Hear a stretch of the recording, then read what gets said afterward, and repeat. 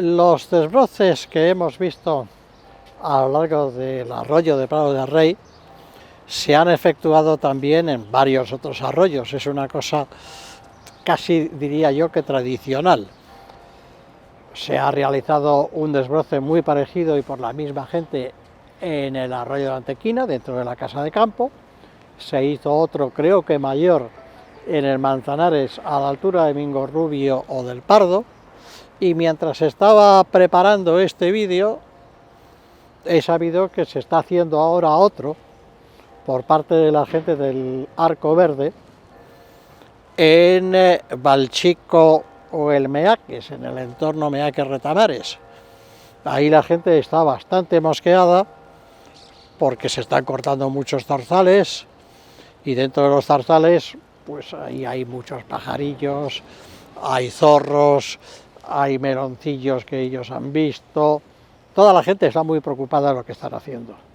Y en general con los desbroces, pues la verdad es que se ha causado bastante revuelo. Los grupos ecologistas, que siempre van cada uno por su lado, pues se han reunido y han preparado un escrito y lo han publicado, y al final lo han ido cargando más y más. Ha habido interpelaciones en la Asamblea de Madrid, funcionarios del Ayuntamiento de Madrid se han sentido en deber de replicar y de defender su postura. En fin, se ha montado una cierta polémica. Y yo pertenezco a una asociación que se llama la Plataforma Salvemos Casa de Campo, que también ha preparado su pequeño escrito, lo ha mandado a los responsables de la Casa de Campo, pidiendo explicaciones de los dos desbroces, de la Antequina y de Prado del Rey. Y ha tenido una respuesta muy meditada por parte de Parques y Jardines.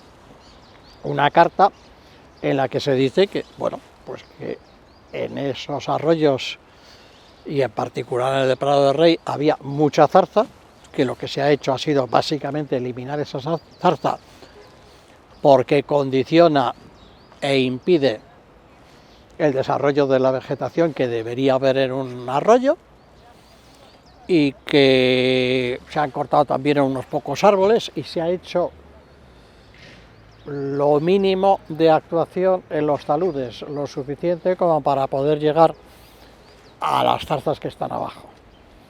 Se ha invocado las normas que figuran en la ordenanza de la DPH, del dominio público hidráulico, en el sentido de que los ríos hay que despejarlos de obstáculos, que el agua pueda fluir con rapidez, etc.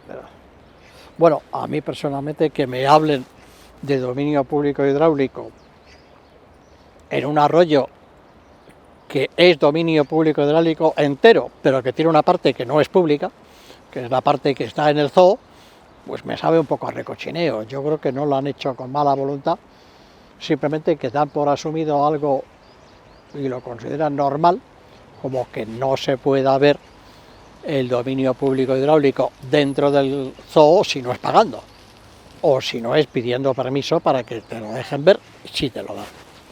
Pero bueno, dicho ese inciso, yo creo que hay dos temas que decir. Por una parte, cada arroyo es una cosa, el Antequina tiene su problemática y Prado del Rey tiene otra, con lo cual yo me he centrado solo en Prado del Rey. Y segundo, a base de cartas de un lado y cartas de respuesta por otro y otra respuesta vía carta y tal, no nos vamos a entender nunca. Con lo cual he tomado la iniciativa de hacer este vídeo. Es una iniciativa personal. Para ganar tiempo no lo he consensuado lo que voy a decir, ni todo el vídeo, con la gente de la plataforma. Yo espero que estén de acuerdo, y si lo hacen suyo, pues mérito propio. Si alguien está en desacuerdo, pues la responsabilidad es mía y nadie más que mía. Bueno, pues efectivamente hay muchísimas zarzas. La zarza es la especie dominante, pero es la especie dominante porque las condiciones actuales del arroyo han hecho que sea la especie dominante. Recordemos un poco las cifras. El arroyo, tal como nos lo entrega Pozuelo a Madrid, podía tener un ancho, lo tiene de hecho, de 9 metros, y en ese tramo no crecen zarzas. Ventura Rodríguez, o quien fuera que diseñó en su momento los huecos de la tapia para recoger también las crecidas extraordinarias, lo hizo con una extensión de 17 metros y medio. Entra en la casa de campo otra vez con aproximadamente 10 metros. Pero poco después, muy poco después, por debajo del camino, todas esas aguas que siguen bajando y que Pozuelo, vuelvo a decir, nos entrega con 9 metros, se recogen en una serie de tubos, pegan un salto, horadan un poco el suelo y luego siguen metidos en un canalillo. Y un canalillo significa erosión, significa que toda el agua se concentra ahí, significa lo que llaman los técnicos incisión del lecho permanente del río, del pequeño cauce. Tenemos otro ejemplo de dominancia de las zarzas en un afluente pequeñito del mismo arroyo, el Espinillo. El Espinillo entra en la casa de campo por una pequeña puerta y en el primer tramo, como vemos en una fotografía, es todo un zarzal, el cauce, no hay otra cosa que zarzas, bueno, y algún arbolillo que ha salido solo. Poco más abajo hay un puente, las zarzas siguen estando después del puente, y como por ahí entra muy poca agua, y solo esporádicamente, pues desaparecen al cabo del tiempo las zarzas, el hilillo de agua que entra se va permeando en el suelo, porque el suelo es muy permeable, y claro, si hay muchas zarzas, porque es la especie dominante en las condiciones actuales, y la única cosa que se hace es cortar a ras esas zarzas en lo que era el lecho del río, en la zona de avenidas normales y estacionales del río, pues esas zarzas están ahí, las raíces están ahí y volverán a salir. Y entonces todo lo que se ha hecho será de corta duración, siempre y cuando el hecho de haber quitado las zarzas no lleve a que la gente empiece a caminar por dentro del lecho del río, haga senda y pase por donde no debe. Antes no lo podía hacer porque era todo un zarzal y ahora lo puede hacer también por las entradas laterales que se han hecho en los taludes. Que se han cortado unos cuantos árboles porque eran peligrosos y porque se habían secado después de Filomena, pues sí, tenemos unos pocos fresnos y algún otro árbol que se ha cortado, pero es que esos árboles estaban protegidos por el zarzal que los envolvía. Y en ese mismo arroyo, bastante más arriba, pues hay unos chopos lombardos que se plantaron quién sabe cuándo, que están o caídos o a punto de caerse, y ahí nos han tocado. Y me parece muy bien, porque realmente el que se cae encima del zarzal y no pasa nada, es perfecto. Pero no se puede defender que los chopos lombardos, que son plantados y son alóctonos, se pueden dejar ahí y que se caigan tranquilamente, y en cambio cortar unos fresnos que están aguas abajo, o una cosa o la otra. En todos los proyectos donde se gasta uno dinero, pues hay una herramienta muy clara que es el análisis de coste-beneficio. Aquí el coste está muy claro, el corte de todas las zarzas y de los frenos que hemos visto, pero el beneficio yo no lo veo. Y si es un beneficio muy temporal. Si dividimos un coste X por un beneficio cero, nos sale infinito, que no es un muy buen resultado. ¿Y qué es lo que se podría haber hecho? ¿Qué es lo que se puede hacer? Bueno, pues lo que se puede hacer, si lo que se quiere hacer es regenerar un río, es incidir sobre el río. Incidir sobre el río significa que ese canalillo que tenemos ahora, más o menos continuo, aunque a veces se ha podido expandir porque el terreno era más llano, porque había algún obstáculo en su camino, por lo que fuera, pues ese canalillo convertirlo en algo un poco más natural. ¿Y qué se puede hacer? Pues precisamente poner obstáculos a que el agua vaya solo por el canalillo, que pueda expandirse a los lados con frecuencia, que pueda inundar los laterales, que unas veces vaya por aquí, otras veces vaya por allá, que sedimente en una zona todas las arenas y se formen arenales, que haya unas zonas donde se formen pozas y en esas pozas crecerá otra vegetación y habrá otros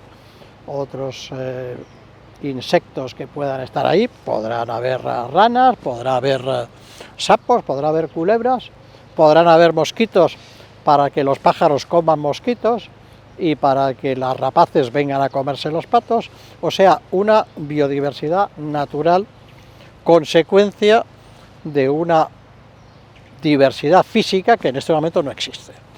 Cuando se habla de regeneración de ríos, pues hay que hablar del flujo de agua, hay que hablar del espacio de movimiento fluvial, hay que hablar de un lenguaje un poco distinto al que manejan normalmente los jardineros o los forestales. Y en Madrid tenemos gente muy buena en eso. Tenemos, por nombrar un par de personas muy conocidas en ese ámbito, Diego García de Jalón, en la Escuela de Montes, Fernando Magdaleno Mas, que está tanto en el Ministerio, que ahora se llama Miteco, como en el CEDEX, como en la Escuela de Industriales, que llevan años, pero años en plural, decenas de años, hablando de cómo se puede hacer y cómo se puede organizar un plan de regeneración fluvial. No me estoy inventando nada, simplemente repito lo que ellos han publicado. Y la primera cosa que dicen siempre es: empecemos por crear las condiciones físicas porque el río tenga una forma natural, y luego a lo mejor no tenemos ni siquiera que gastar dinero en plantaciones, porque las plantas vendrán solas. Hemos visto en algunos puntos que han plantado no sé muy bien qué dentro de unas jaulas. Bueno, eso se ha hecho y tendrá el resultado que tenga. Tenemos un ejemplo de lo que se podría hacer dentro del zoo, porque ahí ya lo han hecho. El espacio del zoo donde está el río es mucho más reducido que el que hemos visto aguas arriba. Y es lógico, porque el zoo lo que quiere hacer es tener jaulas y tener animales. Pero en ese espacio han procurado que el arroyo tome un aspecto un poquito más natural. Le han metido una serie de presas para que el agua vaya saltando de una a otra, en algún caso formen pozas.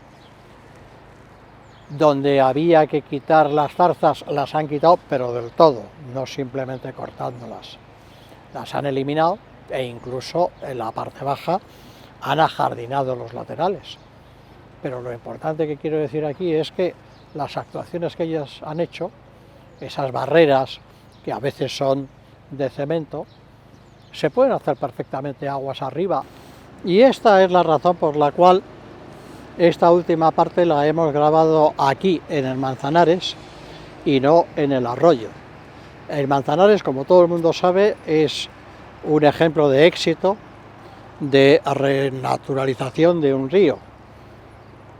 Un río que no es del todo natural, porque evidentemente sigue estando regulado con las dos presas del embalse de Santillana y del Pardo, pero que ahora tiene un aspecto mucho más natural.